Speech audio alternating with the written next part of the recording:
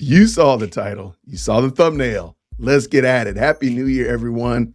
We're back. This is going to be a fun show tonight because I am going to go over an interview that Eboni K. Williams did with Earn Your Leisure. If you're not familiar with Earn Your Leisure, it's a group of gentlemen that talk about finances and such like that. Seems like some really up to snuff kind of fellows. I'm probably going to check out more of their content, especially if you're into different types of currencies and things like that. The little bit that I heard, they seem to be really knowledgeable on that and seem pretty like some good guys. They had Eboni K. Williams on there. And again, shout out to Eboni K. Williams. I don't want to make it sound like I'm saying anything bad about her or about the Earn Your Leisure team. I do believe that everybody here is working in good faith. I do think also that there's some things we got to discuss. So we're going to look at Eboni K. Williams' interview. It's about 30 minutes, give or take. And we're going to talk a little bit about it. So let's bring it in. Let's go. And it is fair use in play. Let's go. Okay. So yes, we have Eboni K. Williams. And today will be joining us. And we have a lot to talk about. I wanted to... Well, first and foremost, thank you for coming on for sure. So I want to start out with a question that we've kind of talked about a lot, but you being a lawyer and you having a judge show and, having a legal background, right? I think it's interesting to talk about when we talk about finances a lot. How do we navigate marriage, right? We always talk about prenups, talk about, alimony, child support. How I look at it is marriage is really a legal contract, and it's going to be either the best financial decision that you'll ever make because you get tax benefits, you buy into income, there's so many different benefits with that, or it's going to be the worst financial decision that you're ever going to make because you're going to have to give up half of your money if you get a divorce, and then you're going to have to pay child support, and you got to split your 401k. So for people that are navigating that, I want to start with that conversation. Absolutely. Right. So it is not the most romantic. And I like the way he started this off, gave a good understanding of where he wanted to go with this question about marriage. Eboni K. Williams says some things, and I really think we need to be mindful of the way we as Christians look at what God has done. And what I mean by that is God has started an institution in the form of a family. God has started an institution in the form of the church. And such like that. And I think we can't be too flippant about that, even as we're growing in our vernacular, even as we're growing as a society, to start looking at what God has done wrongly. And you're going to hear in a moment how she articulates and expresses marriage. I think this is part of the problem. So let's go. Sentiment you will hear, but it's exactly as you say. Marriage is essentially a business transaction. No, it's not. It's a commitment because, again, I think I really would like to know, when do these, she's going to talk about marriage later on, about like who started it. But I just think it's interesting why people believe that man created marriage. I just, for the life of me, because as the gentleman started out by saying the tax benefits, those were not necessarily something that was available to, in the 1600s. That was not something that was available many, many centuries or decades before. So why do we keep saying that it's something that man has made and we give it this utilitarian effect, which isn't true? But let's let Eboni go. Now, you would like to, for sure, frame that transaction within the construct of romantic love, physical attraction, all those other romantic elements. But let's be very extremely fucking clear. I hope you can cuss on this podcast because I'm going to get that out of there. Sorry about that. Let's be fucking very clear. It is at its onset and certainly at its expiration. And I do mean expiration.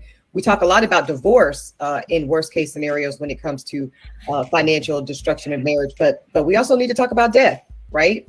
Because that can also lead to some surprises on the back end of a marriage. So it is. And though I agree, every marriage is going to end. Every marriage will end, whether it be in divorce or somebody passing away or both parties passing away. Marriage will end. Totally get that. No argument there whatsoever. But in the context of what we're discussing now is primarily they're talking about one party deciding to leave the other party, causing a divorce in the marriage. So I don't think we should get too bogged down in, death and so forth like that, because that's not what we're talking about. We're talking about the two healthy individuals deciding they don't want to be together any longer, or one of the parties deciding they don't want to be together any longer. A joint endeavor that leaves you, in the eyes of the government, jointly liable for your assets and your liabilities. I believe you guys are assets over liabilities, right? So here we go. True. Yeah, I mean, that's true. Yeah, so that's what it is, right? So I often tell people when they're thinking about, I'm in love. I always say this too, again, not romantic, right? But love and marriage don't really have as much to do with one another as people may imagine. I can agree. Because what we know. I can agree. Your butterfly feelings in your heart are not necessarily in your tummy, are not the necessarily reasons for you to get married. Okay, I got you. No argument there at all. Let's keep this going. Let's go. For sure is that you can be in love, you can be in companionship, you can even be in partnership and not be married. You can also be very much married and not in love. So I think it's really important that when we think about is marriage for us individually, and I think it starts with that individual assessment and evaluation. And then is marriage an ideal next step in this relationship that we're sharing with someone ideally that we love and care about? I often think of this analogy, and I came to this conclusion. Okay, here comes this analogy of marriage that I really just don't think it's helpful, especially if we play this analogy out. So let's let her get it, and I'll come back and we'll talk a little bit more, because I really don't think this is helpful for society, for Black folk, however you want to, anybody. Conclusion after my divorce, which was about 12 years ago now. So I had what I call a starter marriage in my late 20s. I was married and divorced within a year and a half, around the age of 27. And when I came out of that marriage, guys, it was very clear to me that part of why it didn't work was, and there were a lot of reasons, but from the business aspect, I'm really more of a sole proprietor. So think about this. If you're going to go open a business tomorrow, are you somebody that would invite and more or less enjoy a joint venture?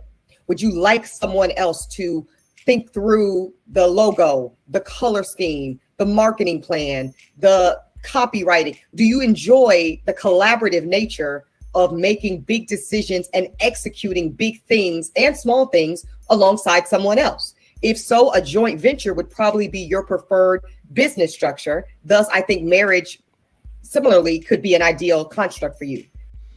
Okay, so you see what we're doing. We're contrasting marriage, a man and a woman uniting in holy matrimony, to a business agreement. And I don't think that's going to work. And we'll see in a moment. But I also just don't think that's not what God intended. That's not what we're doing. We're not making it a business transaction. Sure, there are some financial and tax benefits to being married. There are some disadvantages to being single. We totally understand that. But I don't think we should lean into the societies and the culture's misgivings as it relates to what marriage is, just because it works and it makes a good analogy. But let's let her finish. But if you are like me and you are someone that really enjoys the executive exclusive power of the decision making, I'll take what you think into consideration, but ultimately, let's be clear, I'm going to be making the ultimate decisions here, and this is that. But then you probably are somebody that if you were starting a business, you probably want to venture into a sole proprietorship. Now, I do also want you to pay close attention to how Eboni frames a lot of the things that she wants to do. And this is going to go all throughout this interview, where she talks about I. And just ask yourself, would this person even remotely want to be in a marriage? She's going to talk about it later on. She wants to be in a marriage, which seems really odd, because right now she's saying she wants to be a sole proprietor, but marriage is a joint venture. I don't know how that works, given her examples that she's given. Watch. Right. So I'm the CEO of Eboni K. Williams, LLC. I'm the CEO and founder of Uppity Productions, which is my production company. So I have chosen for a reason not to pursue a business partner, probably for the same reasons that I have chosen, at least at this point in life, not to pursue a business partner. And I think just thinking of it in that terms, she mistakenly even called a marriage a business partner. She, instead of saying a husband, she said a business partner. And I think that was a Freudian slip. I think it's just going along with the analogy. But I mean, it is funny that she said that. When they're really deciding around marriage. See, so that's the interesting part, right? Because we're seeing, and I've had this conversation amongst my male friends, we're seeing a lot of women, specifically Black women, that have pursued business, and have not been able to find love in marriage. Not saying that that is necessary, but we're seeing it at an increase. So talk around that, because I know the last time you spoke around the pursuit of career and marriage, there was some controversy. But is it possible? Who, me? No, not you, not you, not you, not you. But is it possible? The likelihood of finding both or having to choose one or the other. Thoughts around that? Okay, I think because we are in a secular discussion about a topic that is, I think, probably fair to say, one of the main institutions that God created, I don't think that we're ever going to secularly discuss a spiritual, God-ordained divine system properly apart from God. So just saying that you have liver shivers and you're in love, that's not a reason to be married. I mean, there's a lot. Now, if you're married, you probably know, you can comment down below, there's a lot of you leaning on the Lord, if you will, in order to stay married. There's a lot of it. There's a lot where you are relying on the Lord to help you do this task, or to serve your husband, or serve your wife, serve your children and family. There's a lot of, Lord, I need you to do this because I can't do this. That has nothing to do with my love for my wife. That has nothing to do with my love for my kids. It has everything to do with the fact that I'm a sinner, and I'm still in this sinful flesh, still warring against my own flesh, and my wife is warring against her, and my kids, I don't know, sometimes they just give up. So I think we cannot, and I'm gonna let them finish, but I don't think we can properly frame what God is doing apart from what God has done, or what God is doing in the hearts of the husband and wife. Let's keep going, Jason. So again, this is so individual, and I want to be clear. So oftentimes the controversy you speak of course, we're talking about bus driver gate, my now infamous conversation with Jan Levon's aunt, where I was, of course, asked, would I date a bus driver? And my answer was, if he owned the bus. Now, there was a lot of subtext to that, but essentially what I'm communicating very unapologetically, and I stand 10 toes down on it today in this conversation and probably for eternity, I would ideally like to partner romantically with a man who is similarly positioned, not just fiscally. So we're talking about income, because a lot of the kind of reaction and retort and pushback to my statement was, well, Eboni, there are bus drivers that earn a significant amount of money. And in some big cities, depending on who you drive the bus for and the capacity, there are absolutely $175,000 a year bus drivers. That is true. I knew that before that conversation, and I know it now. But I'm actually talking about something in addition to the income stream. And then we can have a different conversation about what is a lot of money, depending on where you live and your lifestyle preferences, which I think is worth unpacking, but put a pin in that for now. Let's just say, in addition to income, I'm also talking about, again, the way you calculate things like risk tolerance, right? So before, I mean, she's given some good financial ideas, and I think every husband, every wife, every couple should sit down and kind of discuss those things and kind of parse through those. And I think that would be smart. But she was talking, and again, I think she's trying to do a little bit of revisionism from that video. We actually looked at the initial bus driver comment and then subsequent comments after that. I think she might be doing a little bit of revisionism, but it is what it is. Go, shout out to Eboni K. Williams. Let's go. You guys are entrepreneurs, and so there's an element of risk tolerance that we all know is required for those of us who seek to start businesses, build businesses, and sustain businesses. And like a lot of my girlfriends who earn a lot of money and choose not to be in entrepreneurship, they do so because something that's really important to them, guys, is the stability. It matters to them to get that check every 2 weeks. And I deeply respect that. So this is not shaming people that work a job or have a career in which they get a W-2 for it. But this is just about me living enough. I'm 40 years old. I've been married and divorced. I've ended a long-term engagement that I was in, relationship for 4 years, cohabitating, and I've dated plenty. Okay, plenty. And thus I've been able to learn that the best match for me romantically and otherwise, if you're going to do life alongside me, I really do better, guys, with gentlemen that understand and appreciate risk tolerance, that like on those lean years, because we all know. All right. So let me just real quick. You notice here the standard for marriage, the gauge for a successful marriage is Eboni K. Williams. So the man needs to work with her. And I think that that's going to be problematic because in the long term, because just ask yourself, would this woman be willing, able to, and she's going to actually answer my question in a moment, but would she be willing or able to submit to her husband and let him run the ship, the relationship, the marriage, the household, and she take a back seat or second fiddle or supporting staff to what the husband's vision is for the family? Just ask yourself that. When you start a business, the first 3 to 5 years, easily you're taking a loss. Unless if your business sustains to make it past that introductory phase. Can you ride that with me? I quit my job and then I pursued what has now become a really blessed career in broadcast and all these things. But the point is, I took a massive risk, and that was not a risk that particular gentleman wanted to take. He felt like it was very threatening. There was a lot of fear, and I'm just not doing that. I didn't do it then. It was a big reason that led to our divorce, and I'm certainly not going to do it now at my big age. So I'm just wondering, like, did y'all communicate these things? Did you talk with your husband? Again, this is not just a partnership in a business. It's not just a teammate on a baseball team or a sports team. This is your husband.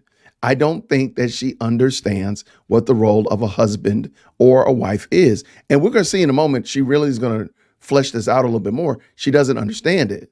So again, when we take something that is deeply spiritual, dare I say, one of the main institutions that God created, and we try to secularize it, dare I say, secularize it, and not look at it in its proper context, I think we end up here, and we'll see. The guy who is not in that same headspace for his own life going to be tolerant or appreciative of some of these big, massive lifestyle misalignments. And those are things I think we have to really be honest about, even if they don't sound so sexy or so kind. Why do you think you get so much pushback on some of the quote unquote controversial statements that you've made? Do you think we're in a more sensitive time, or as a culture, do you think we don't like to hear the truth? Okay, I have a reason why. Ebony's going to give her reason why. Though I disagree with Ebony, I'm going to give her reason why. And I'm going to let her share, and then I'll come back and share why I think she does. I think people really struggle with the truth. And again, it's my truth. So that's the truth. That's truth. I think people have So I know I just said I was. People struggle with the truth, but it's my truth. That means that those are two different things. The truth is different from my truth. And therein is the problem. Eboni K. Williams presents a lot of scenarios that's fine. If you want to do that, you can go ahead and do that, but don't blame it on truth. Don't say that this is reality for everybody. And she likes to present things as reality for everyone. And that's not the case at all. Let her finish, Jason. A hard time. I'm really glad you asked that question, Ian. I think people have a hard time holding the space for someone else's choice and truth to look different than theirs without. But see, there's certain things, as I said before, that's why we can't just keep moving the goalposts on where did marriage come from and what is a man or what is a woman. There's very, very clear definitions, and there's very clear, dare I say, binary decisions.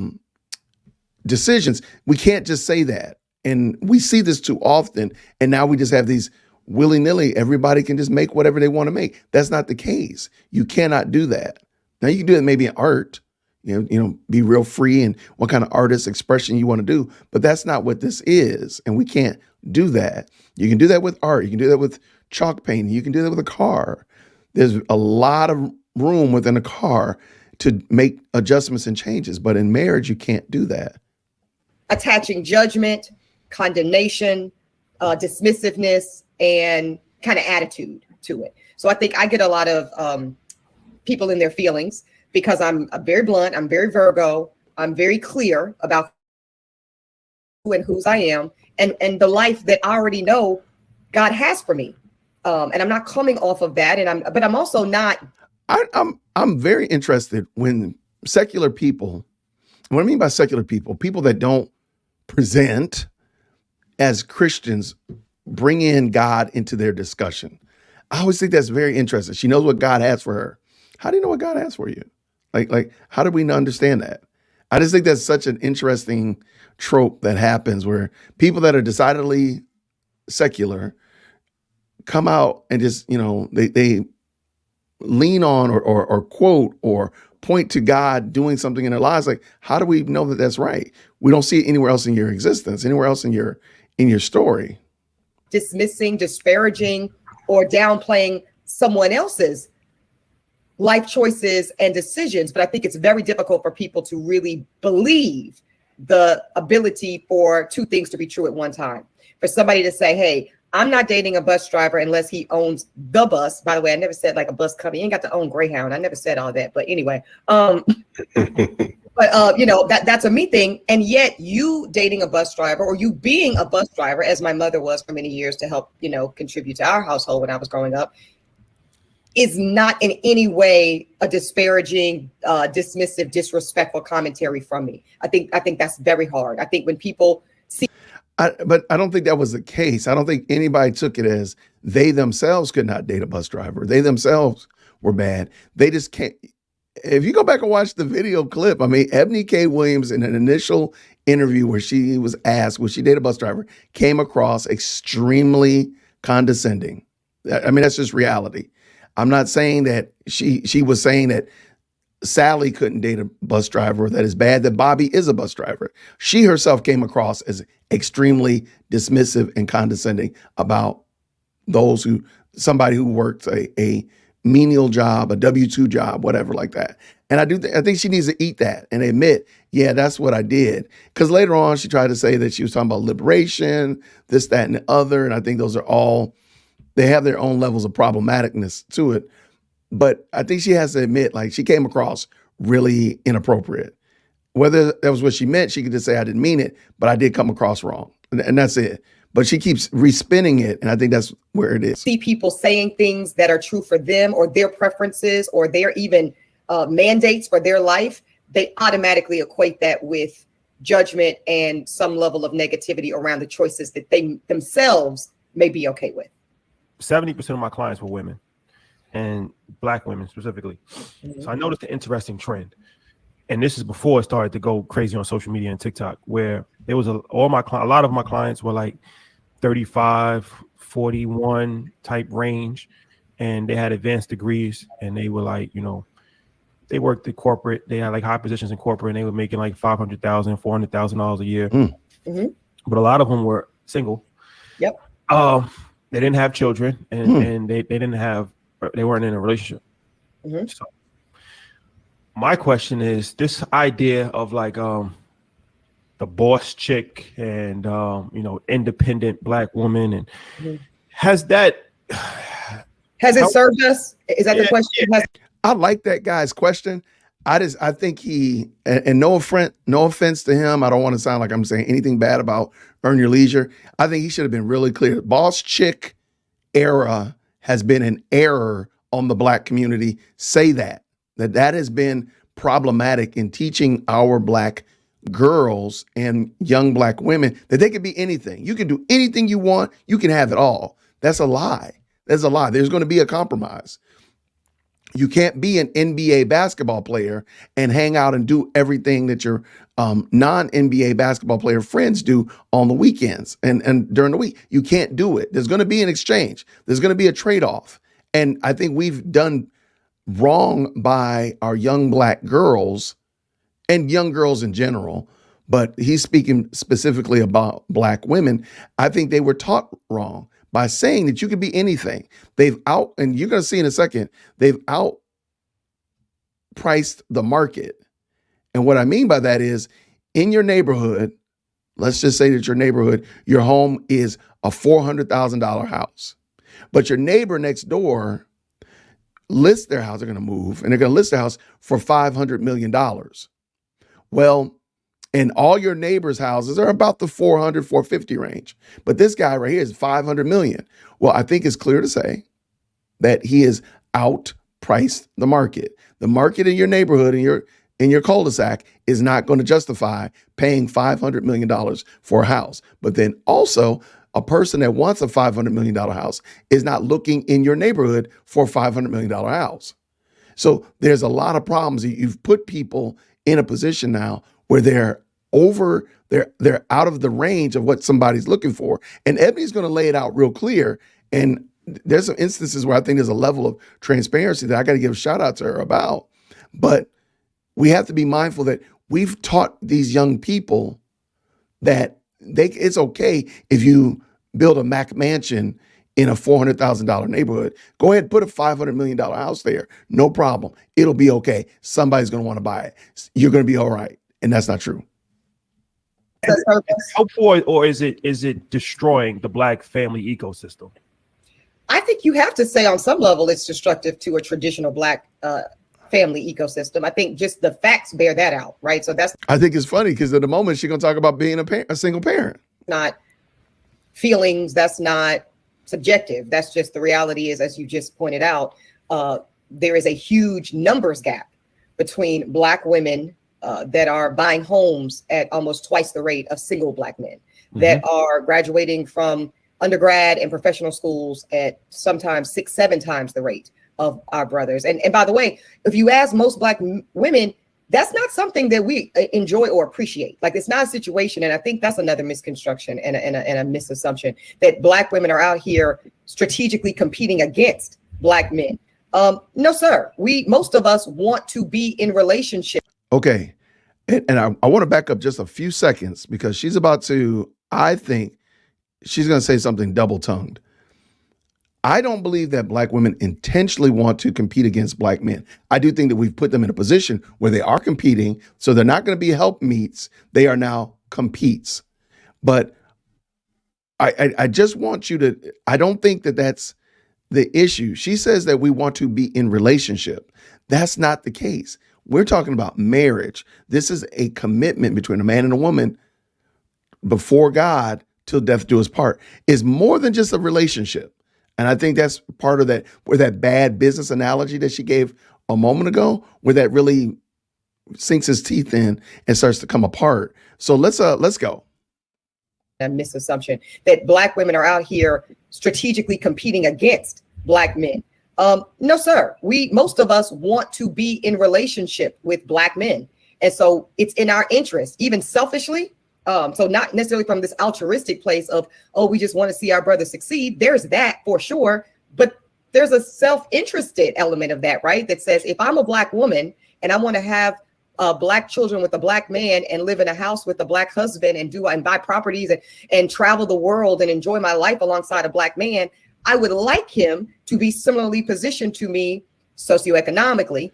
Again, she is setting the standard for what this man, and again, it's all external stuff, traveling and doing this, that, and the third. It is not about the relationship that she is cultivating with this man. And they just kind of drive by the whole kid situation. And we're going to talk about that in a moment. But I think that she just ignores that. Like, there's a dynamic of this relationship between a husband and a wife in the home together with children that you can't just overlook. But she does. So that partnership feels comfortable and feels safe from a fiscal place.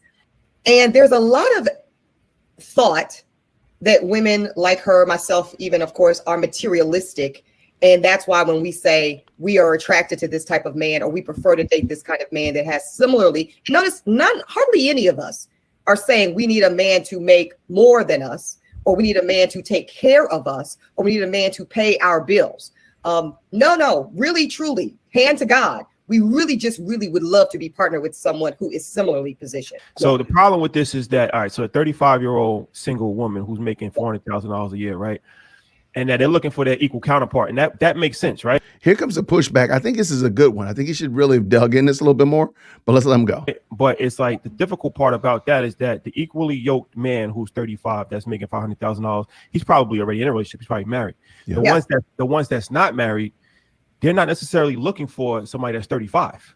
They're looking for the 28-year-old. So now it's like, okay, you're either forced with a decision to just remain single or look down.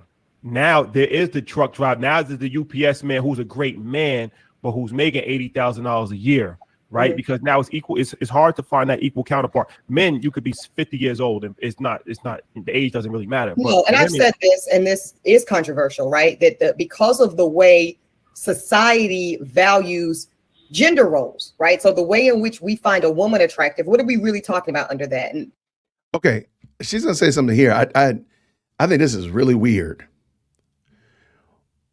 Just think about this. If you are a man, and I don't care what your ethnicity is, what is it that maybe 2 or 3 things that really make a woman idealistic to you? Like, what is it? Like, what are your standards? What's your list, if you will? It doesn't matter about ethnicity. What is that? Okay.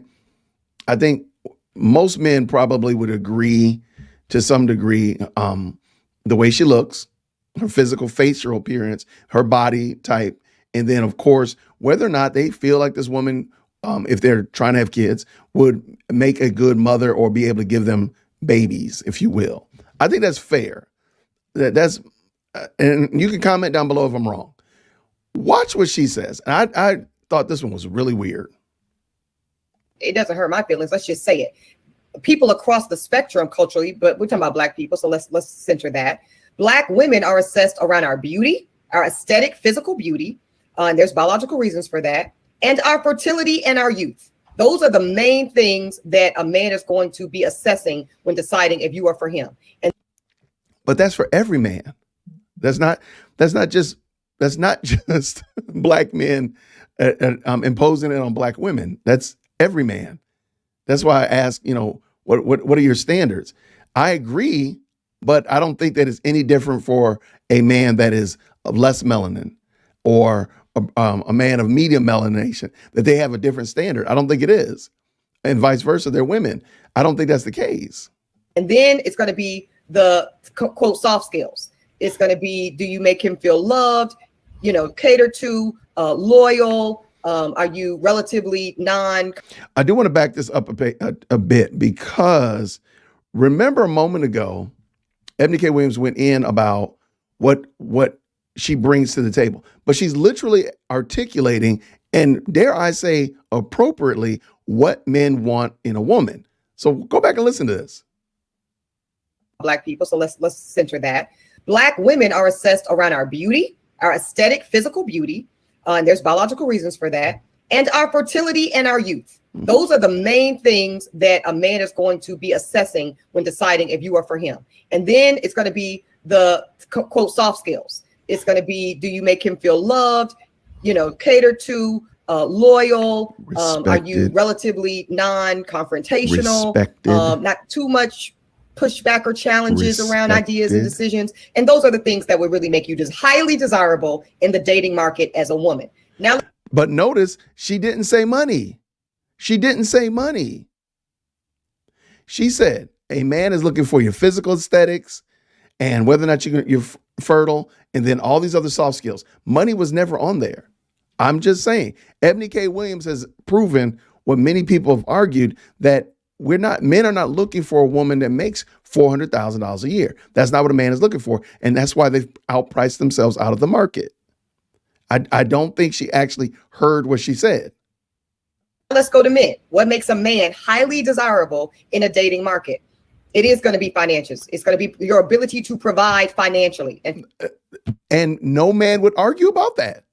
No man would argue about that. If a woman is bringing all of those skills that a man is attracted to, and she's saying, well, you need to make sure that you're bringing in a reasonable income to take care of us and the future family, I don't think any man would push back and be like, oh, no, she's a gold digger. No, they would be like, absolutely. Physically. It's also going to be your physical's kind of your stature. Like there's a reason why, this 666 thing, I think that's really corny, but whatever. But there's a reason why a lot of women will swipe right on men that are at least 5'10", 6 feet. They want to feel there's some physical dominance coming from a man. You know what? And if you're a lady, down in the comment section, let me know, are you bound that you want a man that's 6 feet tall and 6-pack abs and a 6-figure income to feel dominated by him? She said that. I want to back that up a taste because she said that. Eboni K. Williams said that. I just want to know, is that what you all are thinking when you go down your list? What is it, your must-haves as relates to a man? I just want to know. Let me know down in the comments. Provide financially and fiscally. It's also going to be your physical's kind of your stature. Like there's a reason why, this 666 thing, I think that's really corny, but whatever. But there's a reason why a lot of women will swipe right on men that are at least 5'10", 6 feet. They want to feel there's some physical dominance coming from a man. Is that what y'all thinking? Then you've got, just kind of age. There's a reason why older men, like you just said, bro, like 50 plus, that's not a deterrent for most women, because that presumes more stability. That presumes you've lived life longer and you can probably protect and know and help and navigate these spaces better and more effectively than I can in my youth. So again, notice I think this is one of the best female articulating what men and women want arguments I've heard in quite some time. And she literally said, like, men are not looking for how much money a woman makes.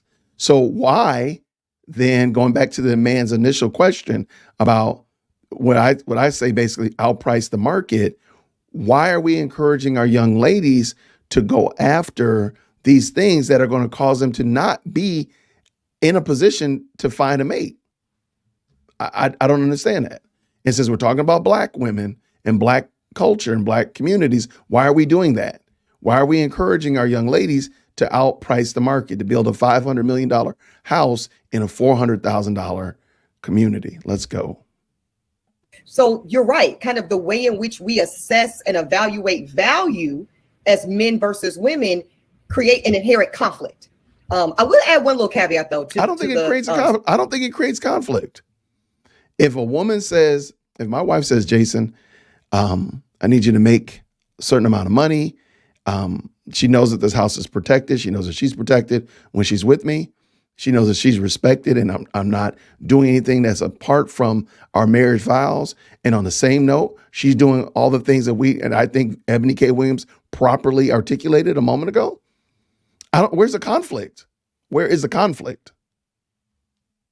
Scenario you laid out, which is why personally, I enjoy dating older men, because at 40, if I'm dating a man who's 56, there's more. Watch this. Okay. So you got to pay attention because in a moment, she's going to talk about wanting to have a child. So, okay, she's 40. She dates a man that's 56. So he is, 4 years shy of 60. Okay. So just think about where this man is in his life, what this man, if you are in that age bracket, what are you willing to tolerate? What are you trying to put up with? So on and so forth. So let's go. More likelihood that he will appreciate some aspect of youth around me. Now, that same 56-year-old get a 28-year-old, it's possible. But I'm living this. I'm not just talking and writing about it, guys. I'm out here living this, and I have been for the last 4-ish years since I ended my engagement. I do find that can be a sweet spot for some women that are in that like 38 to 45-year-old range. Dating older men can kind of give you back some of that advantage around you. When I'm listening to it, I'm trying to figure out, there's plenty of women who are in that scenario. Actually, I don't know. I hopefully, Lord willing, I will still be with my wife when I'm 150. So I don't actually know how that's going to play out. But she's going to talk in a moment about being a single mom. And this whole the dating conversation is going to really come back to play. Scenario right now when we're talking about socioeconomic factors, is that the compromise? Or even, I don't even want to use the word compromise. Is that? I think you better think about it. I think you're damn sure, because I got girlfriends and sorority sisters that don't like to date those men. It's exactly what you said. They're 40. They want to date a 40-year-old. They don't have kids. They don't want him to have kids. Right. So one of the reasons, I'm sure we'll get into this, you guys know I've been very public that I am deep into my single motherhood by choice journey. I'm having my child as we speak. Like, that process is well underway. And one of the reasons I'm doing that is because I date older men. And you know what the situation of older men are? They've had their children. Their children are grown. Their children might even be in college or beyond. So a 56-year-old man, even a 58-year-old man, is not inclined to want to change Pampers and warm bottles. Okay. He's done that. How bad do I want to be a mother? I had to assess that, because if that's kind of optional, then what he's proposing is a good scenario. So just think about this for a second. And I want you to let that play out. Eboni K. Williams is trying to get in vitro fertilization so she can be a single mom. So she's 40, and let's just say by God's providence, at 42, she has a baby. Okay. So the baby is going to be a little person when she's going to be 42. Do you think a 57-year-old, a 56-year-old, almost 60-year-old man wants to be dating a 42-year-old woman with a toddler or an infant rather? Do you really think that's what's going to happen? So she's going to kick her dating down the curve. Like, at what point, like, the child is going to be deeply involved in your life for a while. So it's not going to be like, oh, he's 5, he can go off to boarding school. So at what point does she think she's going to be able to have a meaningful relationship with an older man who actually wants to be involved with a woman that has a toddler, infant, whatever, kindergartner, fill in the blank? I think this is such a bad idea. And I totally understand that women want to have children. That's perfectly fine. I do think she just mentioned you have to compromise. I think she needs to compromise that this is not it's not for her. It's not. And I'm sad to say it, and I don't want to sound dismissive, and I'm not against her. If she has a baby, praise God, the Lord saw fit. But it is also does she leave room for the fact that I've overkicked my coverage, I've outpriced the market, and at this point, that is not a way I can go back to do that, and just let it go. Let's go. Yeah. Let's go live life. And I still boss out and be a great career woman. And we travel and go to the St. Bart's and Saint Tropez and live a great life. But if I really want to be a mother, and I do, I had to make a different decision, which is let me go have my child. And then we can have more of a companion relationship with these older guys that have already raised their children. And why would an older guy want to raise your child, though? Why would an older guy want a 40-plus-year-old woman, boss chick, that has a child? And please keep in mind, we are just excluding the whole single child raised by a single mother. We're excluding that out of the narrative even. We're just kind of treating it like that is not a big issue, which it seems it seems like a glaring hole that maybe we should stop just kind of pretending like it doesn't actually exist and actually admit there is a problem, because the black men that Eboni K. Williams can't find are in her age bracket, 40 years old. The likelihood is that they were probably raised, since sadly to say, almost 60+% of our young black children are born in a single parent household or live with one parent. It's very possible that a single mom raised the men that Eboni K. Williams doesn't want to deal with. I'm just saying. And if that is the case, then maybe we need to push back and say, hey, what we're doing to our children by flippantly saying that we don't need a man to do this, or I can be a boss chick, maybe that isn't the best way to handle it. I'm just saying. Live their lives. And that's probably the path I'm on. But yes, to the front end of your question, what do we do as middle-aged, let's say that, let's just own it, right? Middle-aged Black women who are highly educated with these high incomes based on societal averages. We've essentially priced ourselves out of the market. Yes, and when I say, I mean, in a lot of ways. Yes, we've priced ourselves out of the market in terms of our incomes many of the time. Because think about it, like, let's just talk. You guys are numbers guys for real, right? When you're talking about making $500,000 to $750,000 a year in some cities, you're talking about being in the 1% to 2% of income earners of the whole society. Yes. As period, not just as Black women, like period. Like when you make $750,000. And so, Eboni, listen to yourself. You're saying that you are in the top 1% and you want somebody in the top 1%.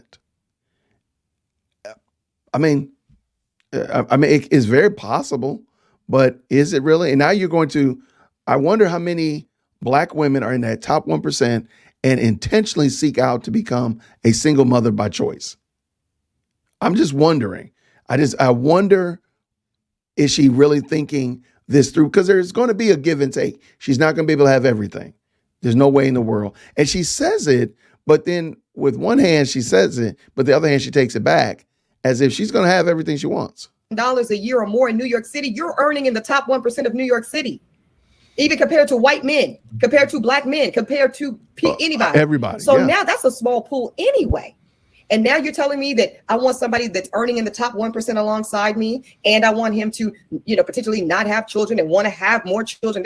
It's too much. So yes, we What's do your have to trade-off start making strategic, whether you want to call it compromises or settling or Mr. Good Enough, or I don't give a damn what you call it. But we have to start deciding what's important. So for me, being a mother is important. The reality is a lot of them are unhappy in those relationships. They're stuck together. We just spoke about this. Literally. They cannot fiscally look at these interest rates. Look at these rental rates. Can't afford to go anywhere. New York, because I was paying $6,000 a month rent for a 1-bedroom apartment. That's crazy. Get the hell out of here. So let me go ahead and get this mortgage situation going. So, That's crazy. those are some of the things. So you can't have it all. I don't care who you are, man or woman, but you can have a lot of what you want if you're willing to tell the truth about what that is and what that looks like. But what about the man that you're going to bring into the mix? Because, I don't think you're going to be able to have a husband and a child in this career. I don't think you'll be able to keep all of those plates spinning indefinitely. I don't think that's going to be the case. You're going to have to let one of them go, or two of them go, and focus on one and be really great and amazing at one. I'm just wondering. Inflation is higher than ever. Rent is higher than ever. We talked about this. We put a pin in it. But how much is enough money for each state? I know sometimes we'll say how much is needed to survive, but I think it would be great from your perspective, from your lens and your viewpoint. Like, how much does each person need to be financially comfortable or free? I think in New York, just because, again, I've been having this conversation recently with a lot of folks, and folks, by the way, that are not in our industry. Let's be clear. I think a lot of times when we have this conversation kind of amongst ourselves as industry peers. For sure. Yeah, that's why you're the voice of reason. Big facts. Yeah, I stop me when I start lying or sounding crazy, but that's what I've lived, and that's when I have conversations. It's true. That's what it is. So I think when we even talk about who the wealth class is, I think that even has to be adjusted for, right? A lot of us out here are just approaching the space where we're really entering that part of the conversation. So again, if we're talking about that level of income, why then would it make a lot of sense if we started this whole conversation, guys, with marriage specifically being a business transaction where you are jointly liable for both assets and liabilities? Why would a woman making $5 to $1 million of income a year be desirous of financially partnering with a very lovely gentleman who made $150,000 a year? And $150,000 a year is a lot of money. And in a lot of places, you could do a lot with it. But that 150 doesn't even probably touch that woman's tax liability. So we're focusing again, as I said earlier. I do believe that there are financial benefits to marriage, and there's some disadvantages to marriage and some disadvantages to being single, and there's benefits of being single. I got you. Totally get you. But that's all she's looking at, as if not when you bring these two people together, her salary and his salary are going to combine, to form, I think that's almost $650,000 from the number she was given. I think they're going to be okay. Like, what is the liability that we're talking about? I don't get what she's referring to. And because if it were the other way around, the man was making $500,000 and the woman was making $150,000, nobody would have any problem with that. There would be zero issue with that. So if you're saying that you're going to be this boss chick, then you might have to lower some of you might not be fishing in the 1% pool. You might be fishing in the 10% pool, the 15% pool, 20. But if your goal is to be married and have a flourishing marital relationship, maybe you should think about those things also, rather than just how much money he's making. He's got to be in the top 1%.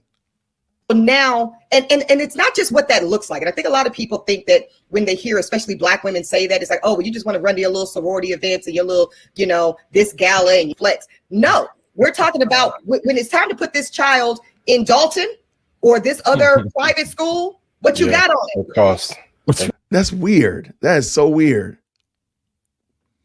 Because you brought the child in.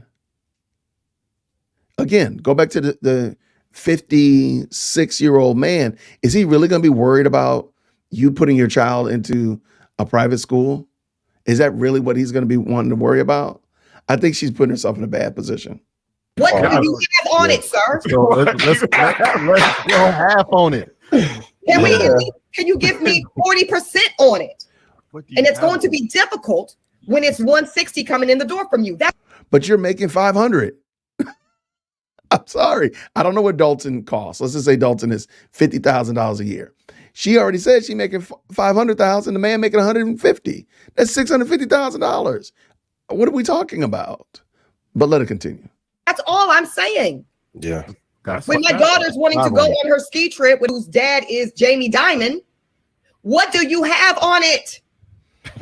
Ski trip may hit you for 17,000. Easy.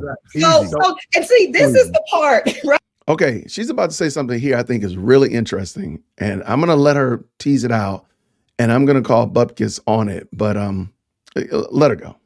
So now y'all got me all riled up. Thanks, fellas. But this is the part of the conversation that the nuance is found. Now you could say, well, who the hell needs all that? And that's true. Nobody needs to go on ski trip. Nobody needs ballet lessons. Nobody needs lacrosse classes. But if that is your desire, and I'm gonna really piss the people off. If that's how God has called you to live, then what's God got to do with this? Why is that so demonized?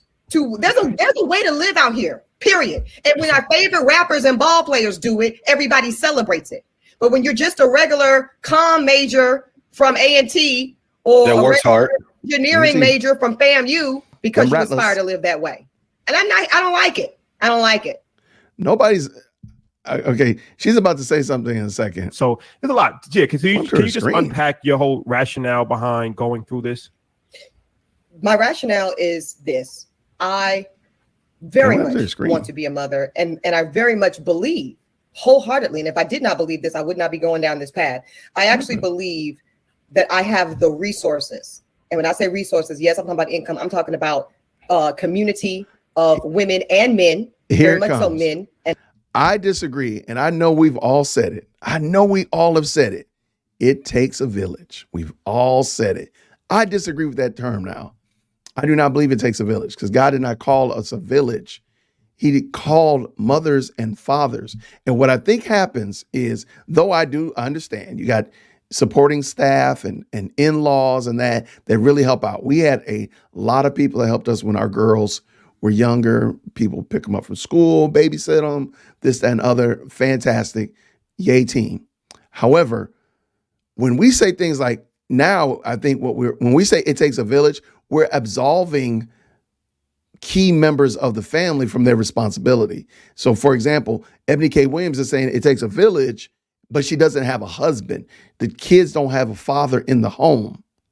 And that, to me, that's reckless. That's an abuse of that term to say, oh, it takes a village. I believe if you, a husband and wife together and the in-laws want to pool around and support you and help you, absolutely. That is different than what is happening, what Eboni K. Williams is talking about. Because she is literally absolving a man of his responsibilities, duties, and the privilege of helping to raise the next generation because she just wants to be a mother.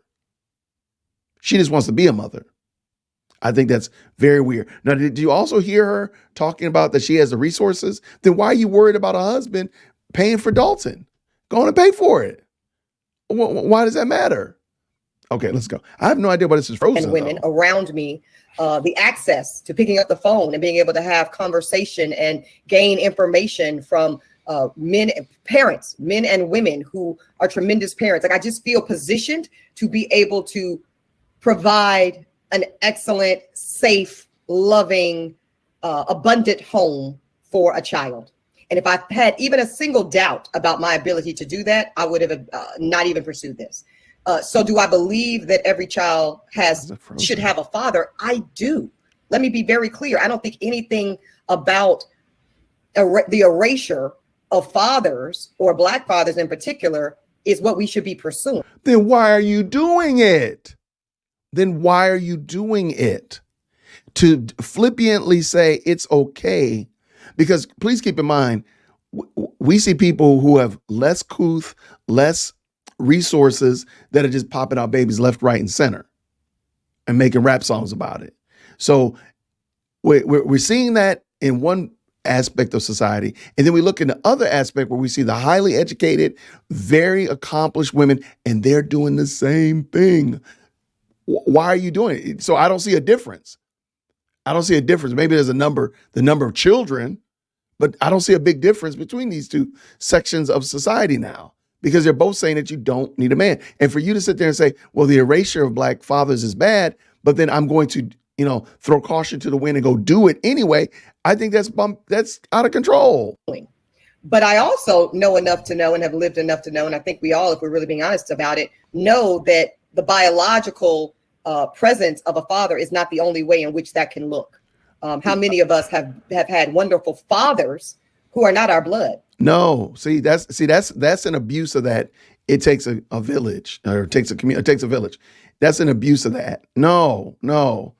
Your daddy in your house is being able to raise his son or his daughter is different than the church community or your local lodge or your sorority or fraternity coming to help you out. That's totally different. The responsibilities are different.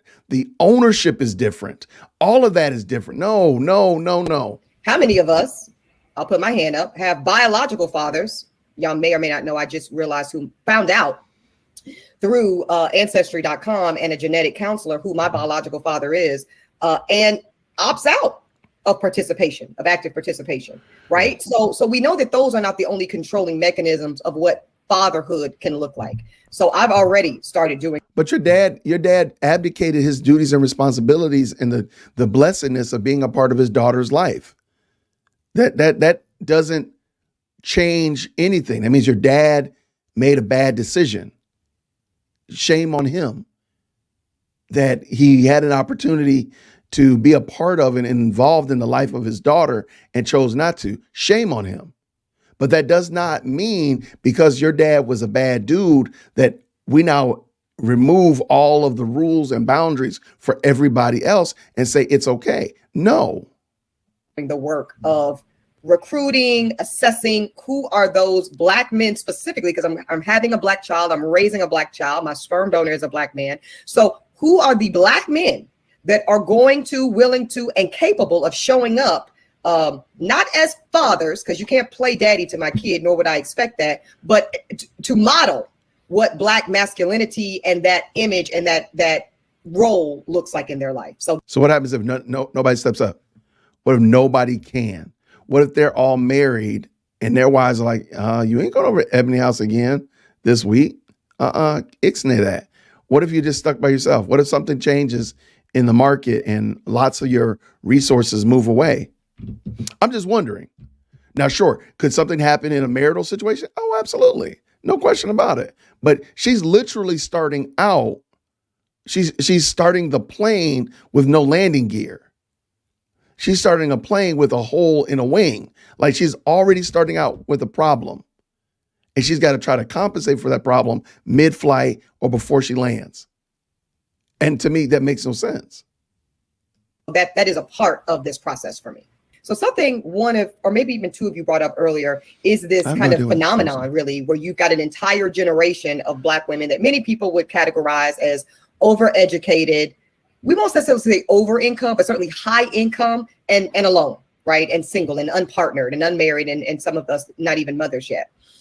And I think that we need to unpack the history of why this has happened in such large numbers. I don't think it's an accident.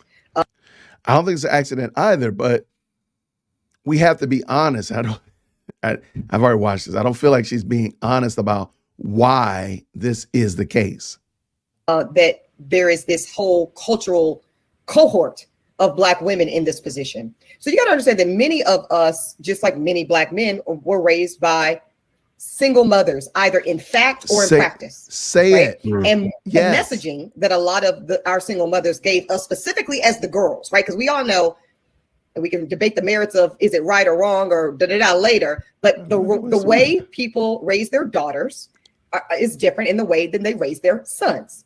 So the messaging to a lot of Black girls of my generation, and maybe half a generation above me, and I don't know what they're telling these young girls today, but that's another conversation. Anyway, they tell them they don't need a man, be a boss chick. Ebony, this ain't a lot of stuff that you're saying. Go to school, keep going to school, get all of the degrees, education, and power you can in that capacity. Why? Focus, don't get distracted by boys, don't get pregnant early, so that you can control your own destiny, so that you can leave a marriage if it's broken and he's, disrespectful or not,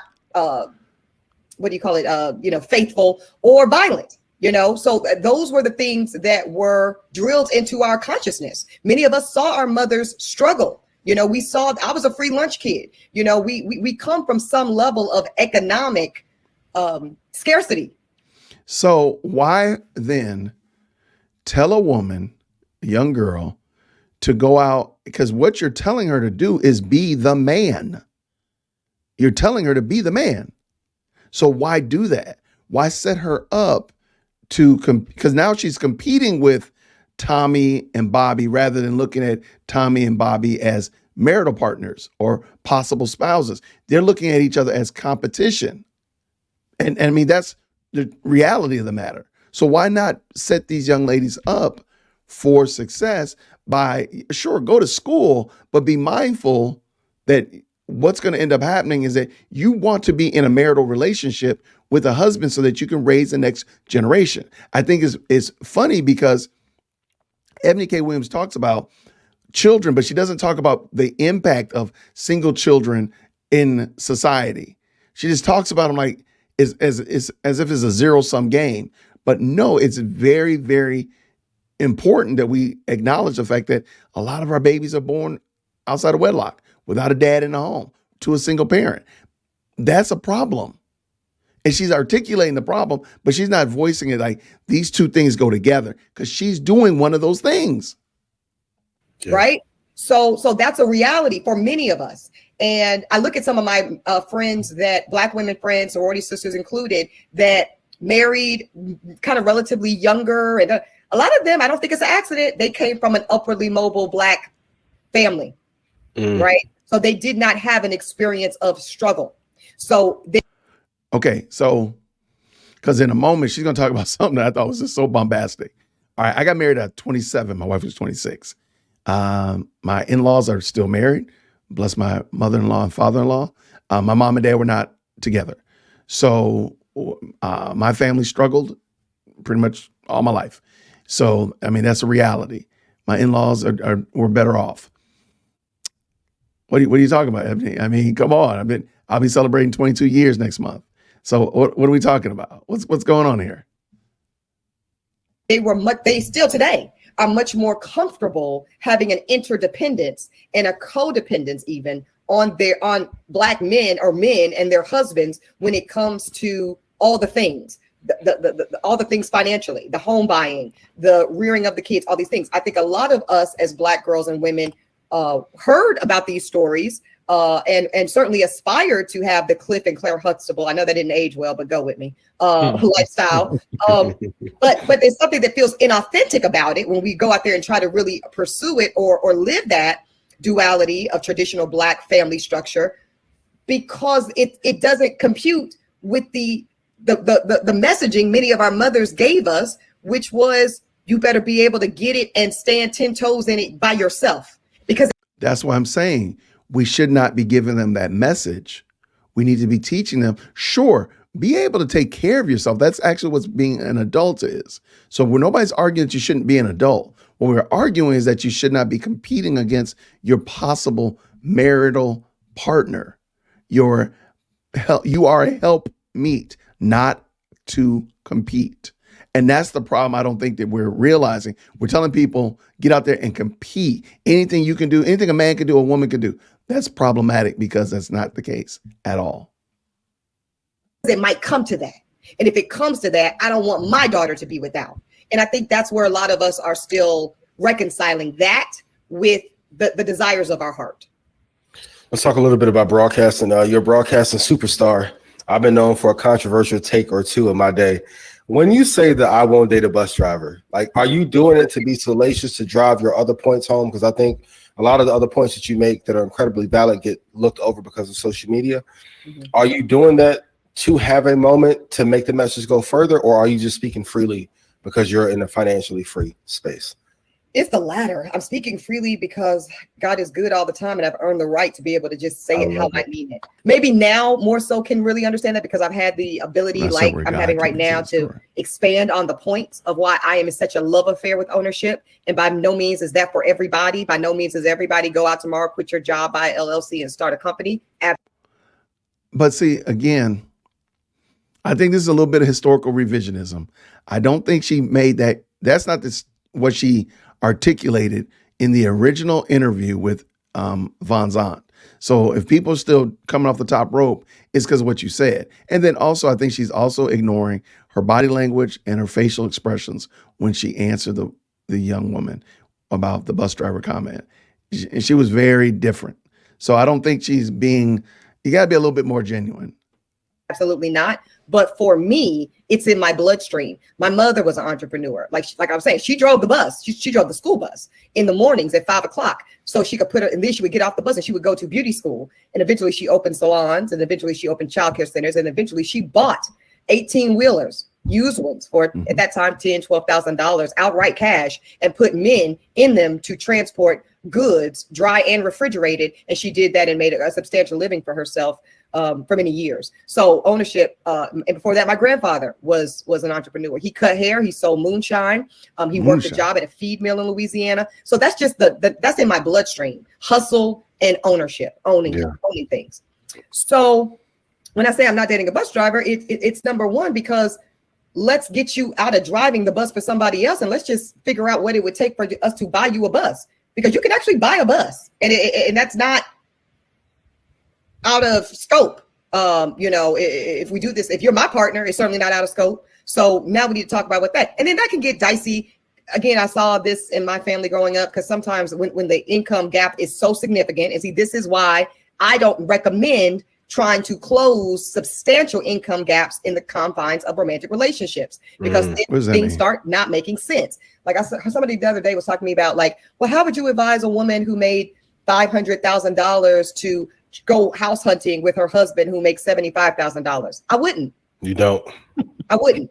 The other way too. Yep. And I was just going to say, and the other way too, which is why if you start talking to a lot of these, like you guys, and a lot of wealthy men and men in that 1%. But you're in the marital relationship. Why would you not? I mean, by God's grace, my wife and I made relatively the same amount of money for quite some time in our marriage, until she just became a boss and outstripped me, but paced me. But like, to me, this is that business analogy. They've been working on that business analogy, and there's still a really bad example she gives here that I really want to talk about. And up, because we know it's levels. They're not partnering with those women, and if they are, and some of them are, right? Because I hear that, well, he dates girls that wait tables and do this. There's a why there. Okay. And I'm not judging, because again, that's a man who said, I went to law school, I went and got my MBA, I did these things so I could earn $700,000, 1.2 million, 3 million a year, so I can be in exclusive full control. Well, I'll think. Let me interject. I don't know. I don't think I'm about to have a moment. Troy, I'm with you. Hold on. I got no arm in the race. I do think that these young men from Earn Your Leisure at least push back a lot more than like Torrey. So she wasn't getting a lot of pass with some of her bombastic statements, which I think is good. But let's go. I don't think that's a fair way to characterize the situation, because it's not so much of saying you're going on vacation wherever I tell you to go on vacation. I think a man's role traditionally has always been to provide, right? And a woman's work. So a man's a protector and a provider, and a woman has always been a nurturer and an educator, right? Now we live in a society where roles have changed a lot, and women have been able to provide sometimes for men, and men have been able to nurture, but traditionally, right? So as a provider and as somebody who is a protector, I think that it's actually, beneficial for both parties if somebody was like, okay, like, this is what we're doing. It's not so much. I didn't say it was a bad thing. So it's important, right, that when we have this conversation, that we take at least when I speak, because I do get critique about this a lot, it's my delivery, right? So you probably heard the way I said it and presumed I meant something negative. I did not. I did not, because it's probably likely that the young lady who's in that we'll just call it more relaxed income bracket, where this man is the clear provider, probably don't have the skills to go and plan, a very nice, high-end, luxurious. I'm just telling you what I've lived. Okay, here it comes right here. And I'm sorry, Ebony, this one right here is just silly. All right. She's gonna give a scenario about going on a 12-day trip through Africa. And let her go, Jason. Y'all, I'm telling you. When you say don't have the skills, what do you mean? Like as in not accustomed to that? Is that what you're saying? Not familiar, doesn't have the resources. Yeah. Like, y'all, let's say we're going to Africa. Like, let's just say it plain, since y'all acting like y'all confused and y'all don't know what the fuck I'm talking about. I know y'all know what I'm talking about. But we're going to Africa. And it's Africa for 12 days. Okay, so this is not Vegas or Miami for 2 nights. Okay, this is Africa for 12 days. What is involved with that? Well, we of course want to do a safari. Mm-hmm. Okay, well, we want to tour wine country if we're going to South Africa. We want to go to French Hook. We probably need a driver, because you're probably not renting something from Enterprise, driving around Johannesburg. Nope. That's what I'm talking about. That's what I'm talking about, having the lived experience, the access to know what goes into a certain cultural experience at that luxurious level. Okay, I gotta call Buckets on this, and I don't want to just like dunk on Ebony, but that's the silliest example I've heard in my life. 3 years ago, my family and another family all went to Europe to cruise. None of us had ever been. So my wife and my Spellman sister put together the entire trip. We went 4 days early so that we could be in Barcelona to be able to get on the cruise on the particular day. We went, it was fantastic. From shuttling, I think it was 9 of us. No, I'm sorry. Yeah, it was 7 of us. To get 7 of us through the airport, to Europe, to our hotels. We did a little bit of touring in Barcelona. We did some fun stuff there, to get on the ship, to go do all that crazy stuff we were doing in the various and sundry places and such like that, and then get back to back to Spain and fly back. None of them had ever done that. They just went online and just did some research. It's not hard. It's not hard. You don't have to be, and both my wife and my Spellman sister are extremely advanced degreed, but anybody could do that. It was not difficult. It wasn't difficult at all. So Ebony's setting up like a young lady who is, she called him a relaxed wage earner, would not be able to book a trip for somebody to go through Africa or to go to Europe and go on a cruise. Ebony, come on now. Come on. That's not true. And I wouldn't even besmirch a young lady and say she couldn't do that. It wasn't difficult. I asked my wife, and she said on a scale of 1 to 10, it was like a 3, because all she did was just went online and started asking some of her friends. And just so happened she had some friends that had went. They gave her examples of tour, because we did tours. We did the exact same thing. We hired drivers to drive us around Pisa and all that kind of crazy stuff, to take us to see the Colosseum, to take us to Pompeii. We had the whole 9. Our driver's name was Luigi, and he was such a fun guy. Oh, that was such a great trip. But it's doable. So again, like, you don't have to be in some high income bracket in order to understand how to use triptychs on AAA. Like, come on. Isn't that the beauty of it? Not knowing, and the man that's what I think that she loves. That woman loves that. That's why I'm saying it's not negative. It's at all. It's for her. There's a certain level of comfortability. Let me just say one thing. I just want to add to what. But I just want to say, you said that woman, but wouldn't most women? Most women would love it. But here's back to the conflict that you two specifically named earlier. The man that can provide that for a woman like myself, or many of the women, your former clients, that man, I'm just going to take a shot in the dark and say that man is not chiefly desirous of a woman like us. He is preferring that 28-year-old that you talked about earlier. It's lived experience. Yeah. There's a part of it that even at that level, right? If it's the 28, there's a level of comfortability of spending that much, right? Because you know that this is a $35,000-$40,000 at least. Trip. If your income is $60,000 and this vacation is going to cost $30,000, you're talking about half of your year in salary. So the mindset is a little bit different because you're not accustomed to that. I hear what you're saying. That's all I'm saying. Okay, I got that part. But again, she's saying like a man that makes, you know, 450,000 is not going to marry a woman that makes 80,000. Why? Together, the collective income is $530,000.